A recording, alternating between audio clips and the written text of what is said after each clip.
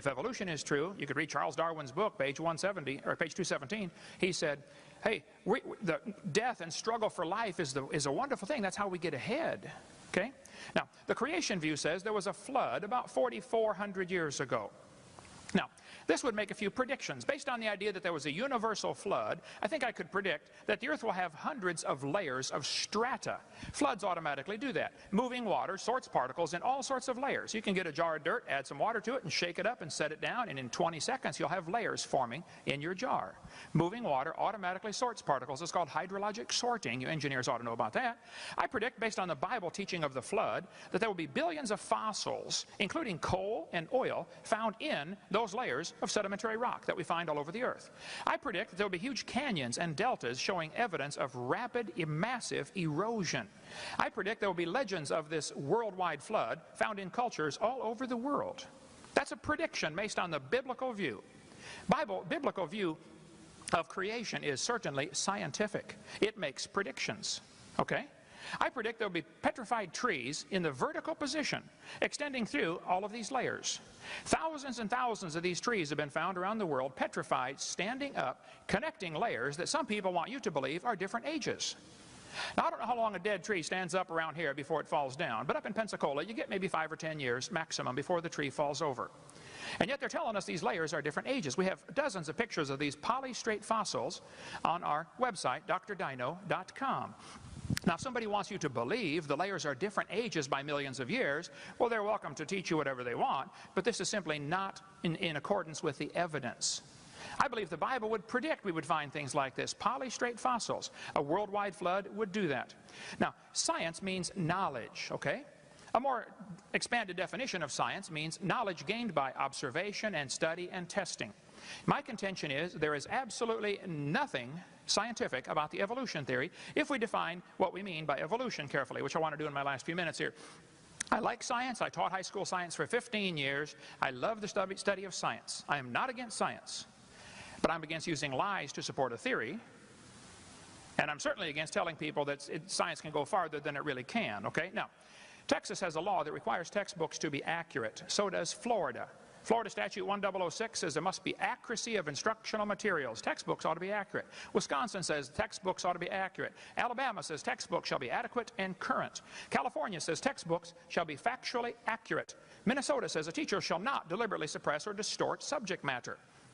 These are all wonderful laws, but not one of those states enforces them. The textbook says we have evidence of evolution. Okay, what kind of evidence do they give? This guy says evolution is fact, not theory. Birds arose from non-birds and humans from non-humans. No person who pretends to any understanding of the natural world can deny these facts. Well, it's okay to make a statement like that, but that's just a mantra. That doesn't make it true because he states it. Even if he states it loudly and forcefully, it doesn't make it true, okay? The word evolution has 6 different meanings. First of all, there would have to be cosmic evolution. That would be the origin of time, space, matter. They try to answer that with the Big Bang Theory, with which there are numerous problems. We cover that on our videotape number 1. The second meaning or level or stage of the evolution theory would have to be chemical evolution. If the Big Bang produced hydrogen, well then how did we get all these other elements? They want me to believe that uranium evolved from hydrogen? They'll say, oh yeah, you get fusion in stars. Well, first place, you can't fuse past iron, number 1. And secondly, if you want the stars to produce the elements, you have a chicken and an egg problem here. Which came first, the elements to make the stars or the stars to make the elements? You have a real problem here, but they never talk about chemical evolution. I'd like to hear that answer tonight. Thirdly, we'd have to have stellar evolution. The stars would have to evolve. Nobody's ever proven the formation of any one star. We see a few spots getting brighter and they're assuming a star is forming. No, it could be the dust is clearing. It could be a supernova taking place. There's all kinds of explanations. Nobody's ever proven a star can form. And yet it's known now that there are about 11 trillion stars per person on this planet. Each of you can own 11 trillion of them. How did the stars evolve? Fourthly, we have to have organic evolution, the origin of life. How did life get started? Fifthly is macroevolution, where an animal changes to a different kind of animal. Nobody's ever seen any of these first 5. Lastly is what's called microevolution. I object to the term, but they use it, so I'll use it.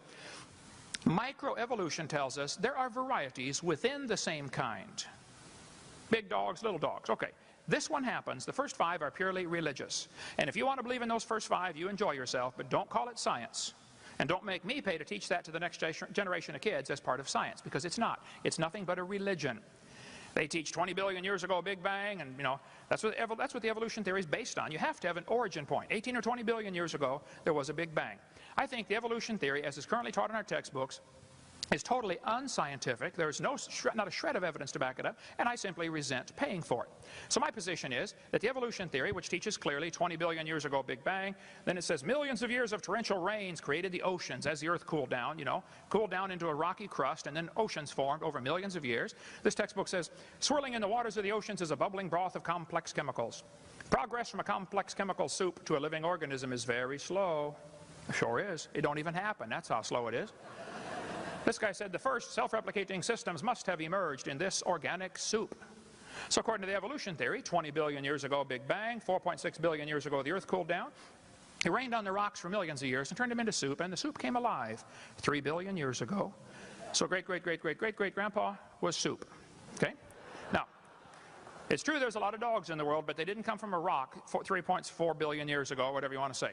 So the evolution is a dying religion surviving only on tax dollars. Evolution theory is positively anti-science. There's not a shred of real evidence to support any of the theories except oft-repeated lies. Let's define one more term in my last 30 seconds. Stupid.